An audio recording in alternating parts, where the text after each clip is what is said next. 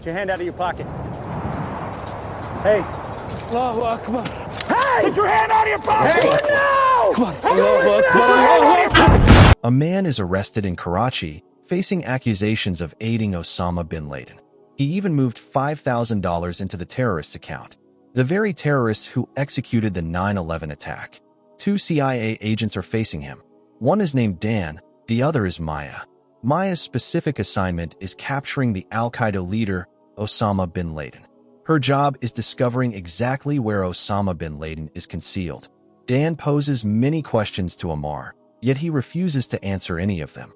Following this, Dan displays a photograph, saying he knows this person is Ammar's friend. This friend is planning something imminent in Saudi Arabia. Dan needs his email address, but Ammar refuses to provide the email address. Because of this, Dan subjects him to intense interrogation. Next, we see Maya heading to the United States Embassy located in Islamabad, Pakistan. This is, in fact, her new workstation. Here, she connects with her new team members. A year goes by, and in 2004, the scene shifts to Saudi Arabia. Several terrorists stormed a hotel, ending the lives of many blameless individuals. When this update is viewed on television by Maya and Dan feels personally responsible for what happened. He knew because Ammar was aware that an event like this was imminent, and Dan failed to extract this information from Ammar. Maya devises a strategy right here. She notes that Ammar isn't aware that the event has occurred. What if they prevent him from sleeping for several days? This way, his mental state will degrade. Following this, they'll inform him they successfully captured the terrorists, all thanks to the information he supposedly provided. And they execute this plan.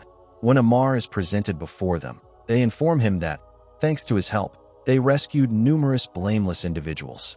They managed to thwart the planned attack using his intel. Ammar actually trusts their story. This is because he has been deprived of sleep for the past 72 hours. His mental state is highly compromised. Ammar proceeds to give them the names of 2 associates. Maya and Dan were already aware of these 2. However, Ammar then mentions a different, new name. And that name is Abu Ahmed al-Qadi. This name was unfamiliar to both Maya and Dan. Ammar explains that Abu Ahmed al-Qadi was skilled with computers. He was employed by Osama bin Laden. Ammar met him just one time during his life, in Karachi. It was there he recited a letter from Osama bin Laden to them. The letter stated that the holy war must proceed. Maya becomes suspicious about this new name.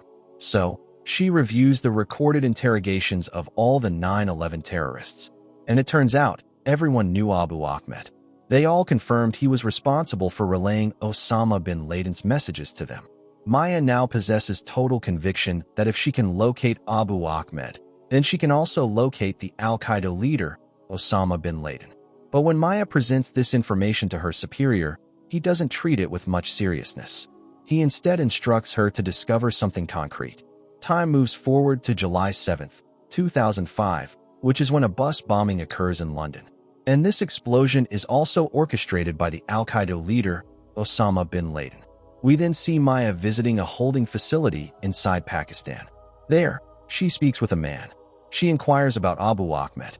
He replies that he knows Abu Ahmed. He is employed by Osama bin Laden. However, his residence is unknown. When he is required, he initiates contact with them. The CIA then apprehends another individual known as Faraj. Maya interrogates Faraj intensely. Yet, he reveals nothing regarding Abu Ahmed. He firmly insists that he has never encountered anyone named Abu Ahmed. Maya approaches Dan.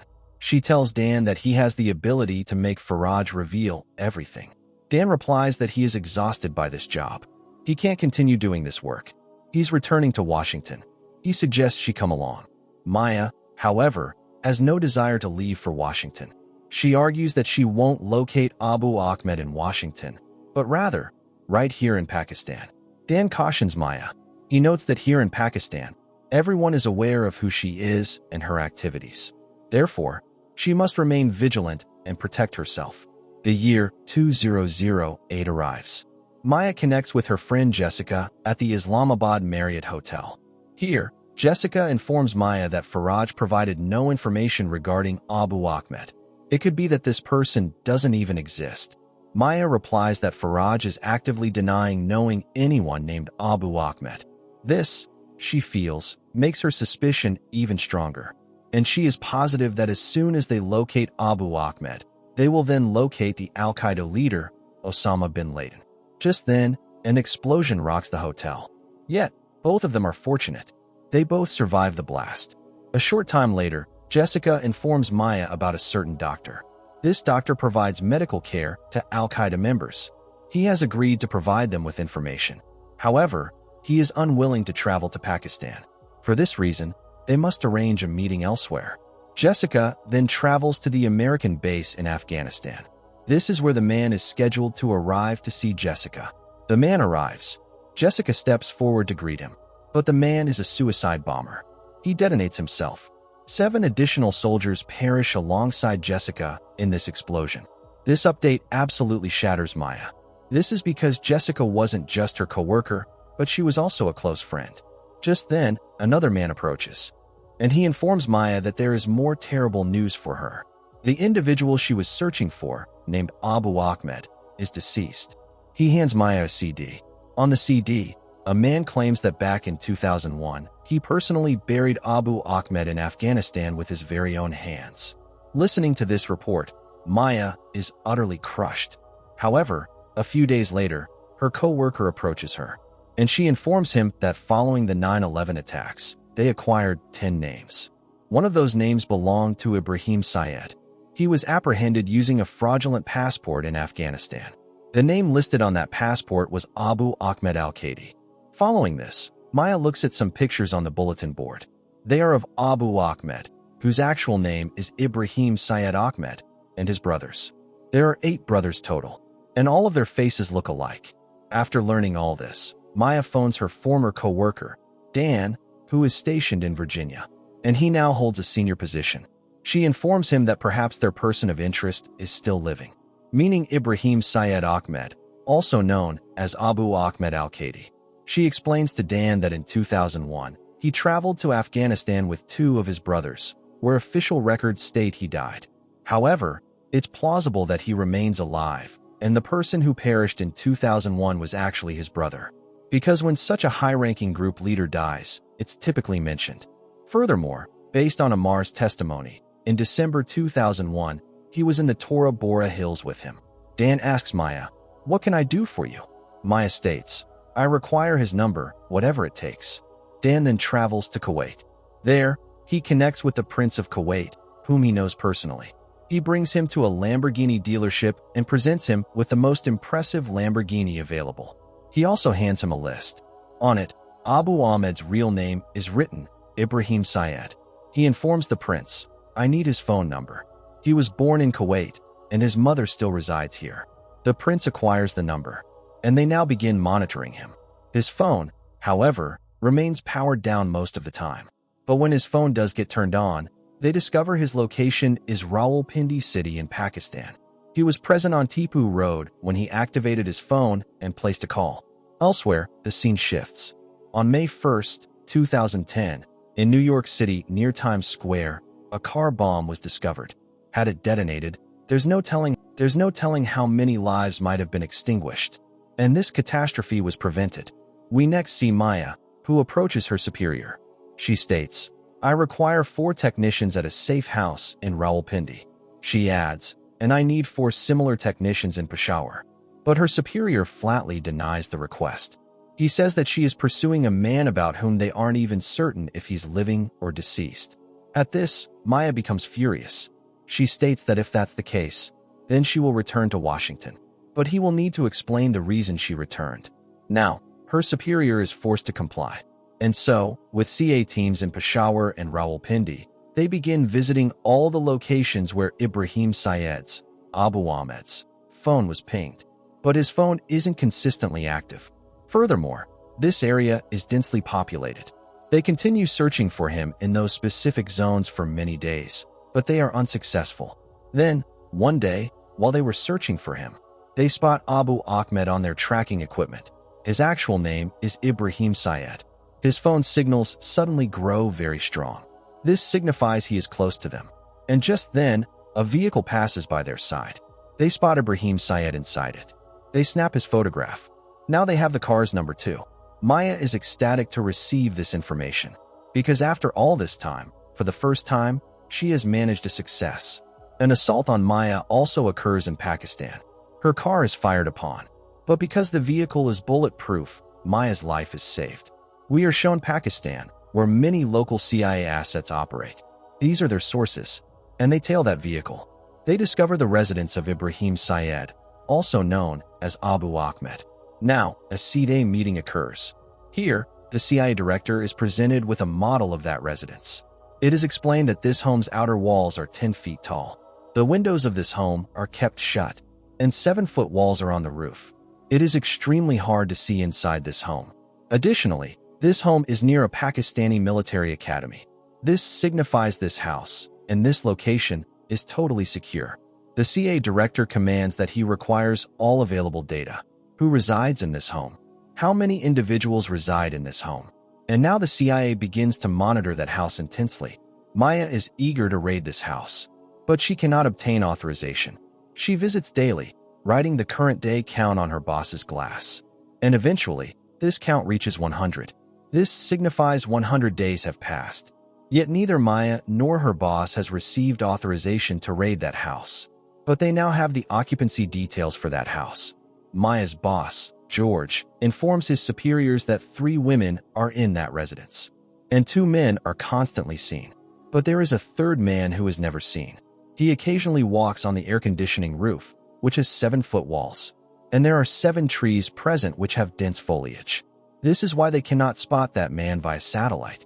This is an expert method to evade satellite surveillance. 7 children are also present in this home.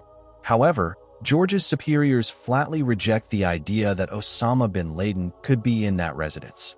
They suggest perhaps he's a drug trafficker, or perhaps he is one of Ibrahim Syed's 8 brothers, or perhaps he is just another Al-Qaeda operative. But it cannot possibly be Osama bin Laden. Several more days go by, and George meets his superiors once more, and he informs them that this house lacks internet. It also lacks a telephone line. Nobody makes calls from this home, and nobody visits this home. And if this is a retired individual, then where is his pool? He also doesn't seem to own a dog. And why does he instruct his men to make calls only from those 2 specific cities? Places where Al-Qaeda maintains a very powerful network. George further informs his superiors that they also attempted to analyze the trash from his home, but they don't dispose of their trash externally. Instead, they incinerate it inside the compound. We even initiated a counterfeit vaccination campaign. This was so the residents of that house might provide a blood sample, but they rejected this as well. Yet, even with this, the president's national security advisor remains unconvinced by his arguments. He insists that the president requires concrete proof, and the meeting concludes. George approaches him again. He tells him that sooner or later, you will discover that Osama bin Laden was in that residence. And following this, you will never again be able to sleep soundly. Upon hearing this, the president's security advisor replies, you draft a plan. So now, George and Maya travel to Area 51. Here, there are numerous SEAL commandos. They are brought to an airfield, where helicopters that are undetectable by radar are present. They ask, but where is our target? Maya informs them they must conduct an attack in Abbottabad, Pakistan. We must raid the house where Osama bin Laden might be. Their full strategy is formulated. And now, one last meeting is held. In this meeting, the decision on whether they will proceed with the attack will be made. None of the seniors here are certain that Osama bin Laden is present. Some estimate there is a 40% probability. Some say 60%. But when they ask Maya, she states that Osama bin Laden is 100% present. And because of Maya's certainty, their mission receives authorization. The SEAL officers take 2 helicopters, flying from Afghanistan to Pakistan. But just as they arrive at the house, one helicopter goes down. However, all their soldiers are totally unharmed. Following that, they blast the compound gate. They advance to the main door. But then, gunfire erupts from within. The SEAL officers return fire inside. And then, total silence falls inside. After breaching the door with explosives, they move inside. They find Ibrahim Syed. He was first known as Abu Ahmed al-Qadi. His corpse is lying right there. He is deceased. Many children are in the home. After this, the SEAL officers advance to the next floor. Here, they find a heavily reinforced door. It cannot be breached even using explosives. The SEAL officers use the rear entrance. They blast that door open. They get inside the second floor. Another man is present there. The officers neutralize him. Numerous computers and documents are on the second floor. It looks like this is an entire laboratory. From here, extremist plots are developed to be unleashed across the globe. Now, residents from the neighboring villages begin approaching. They are, in fact, confronting them. But the SEAL officers warn that if any person steps closer, they will be forced to fire. Because of this, everyone halts. The rest of the SEAL officers now get to the third floor. It is dark here. There is no sound.